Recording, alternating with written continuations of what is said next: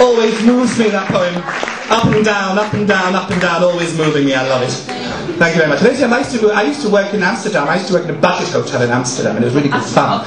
And I used to work with this prostitute called Angela. She was a transgendered prostitute, and she was really rather lovely. She had a really good aura about her. About sort of, I don't know, $50 worth of aura. A very nice woman. I loved her at all. But this poem is about her. It's about a punter's perspective of her job. So I'm going to be one of the punters. Ow, stop it! And you knew that. Well, she's an S&M prostitute, so she's just hitting me then. Did you not get that? My God, you're slow. You're meant to be creative. And I'm meant to be in a room full of creatives. Honestly, whack up.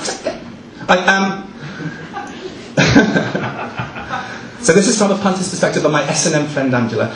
It's called Let Angela Soothe You. Let Angela soothe you. Let her milk chocolate lips whisper cream.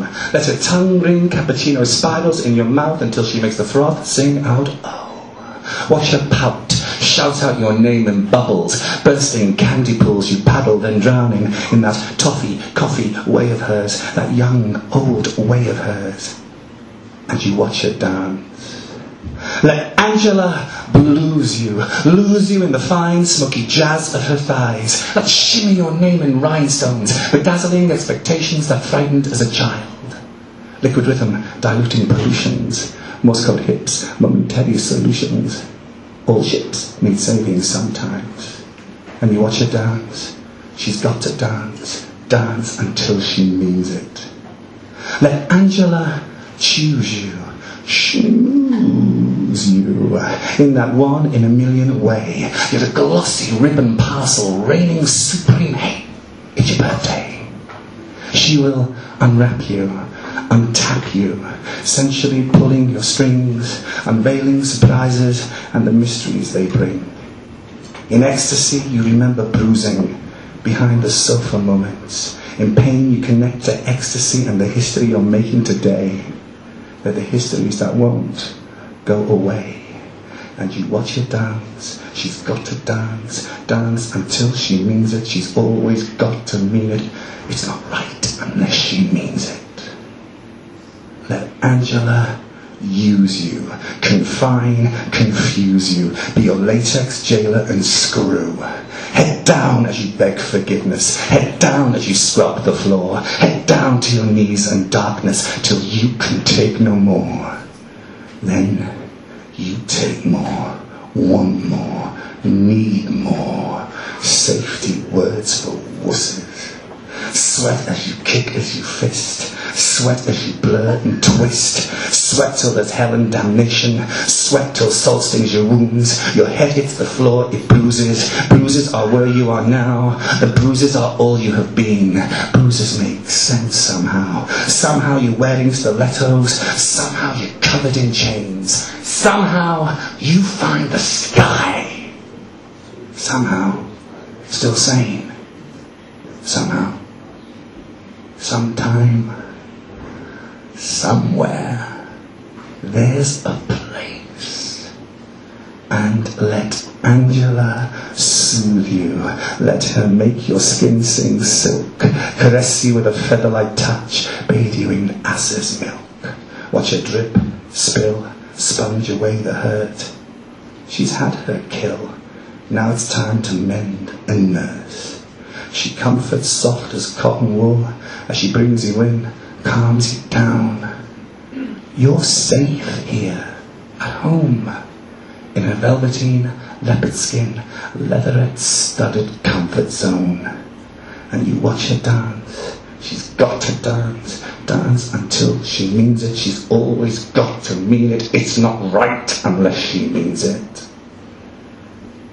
You know she's never meant it. You know she'll never mean it. It's not right if she means it.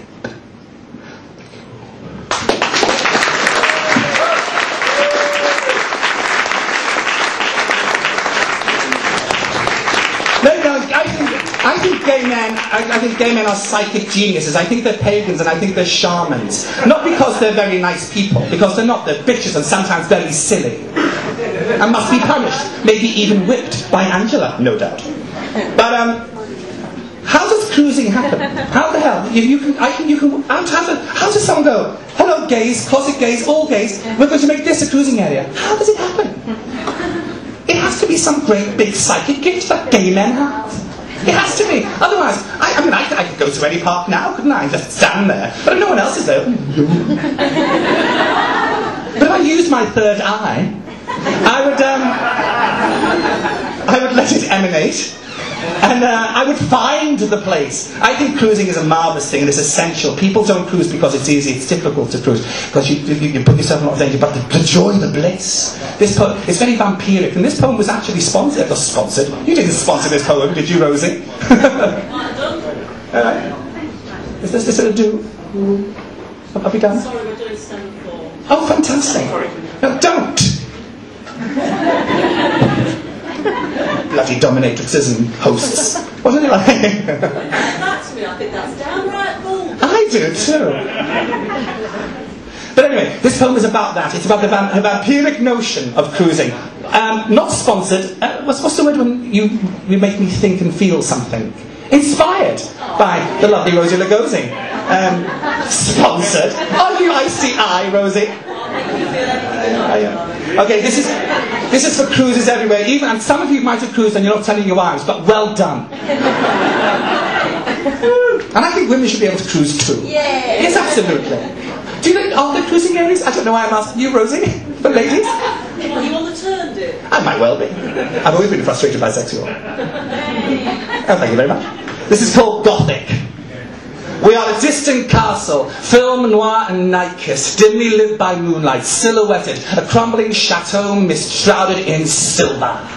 Some consider this cold, my love, to surround yourself in the crumbling ruins of yesteryear. But they fear the dark we welcome and swallow with open mouths, eyes, arms, hearts. They jump, start, at rat-scuttling sounds they're unable to envision, imprisoned by ignorance, housed, cosy, small in too up, too down security, screaming despair at walls that are too frail to break through, in case passionless hearts attack and leave limp, lifeless, the minds and bodies it already took a lifetime to ignore.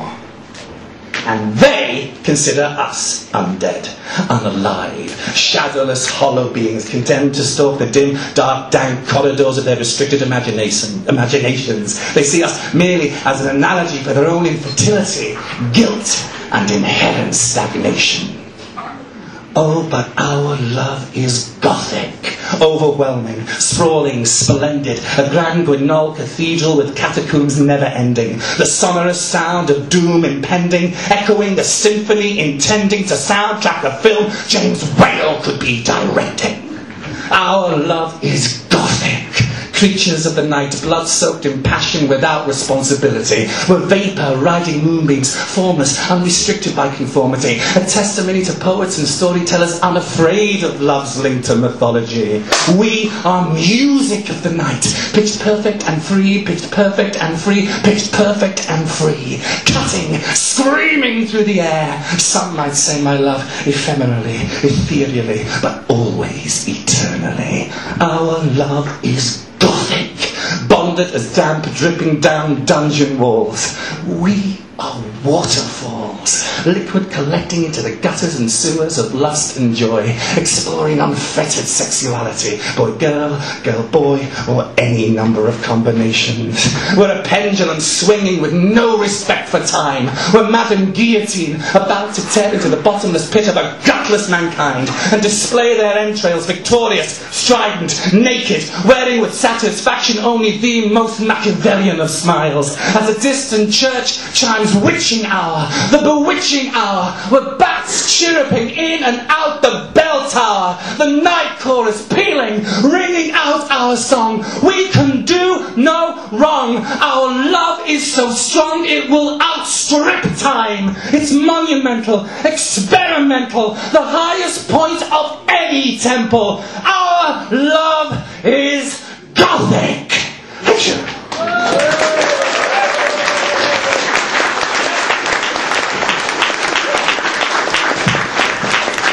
And some people call it sleazy. I think I need one of my drinks, one of my many drinks, and just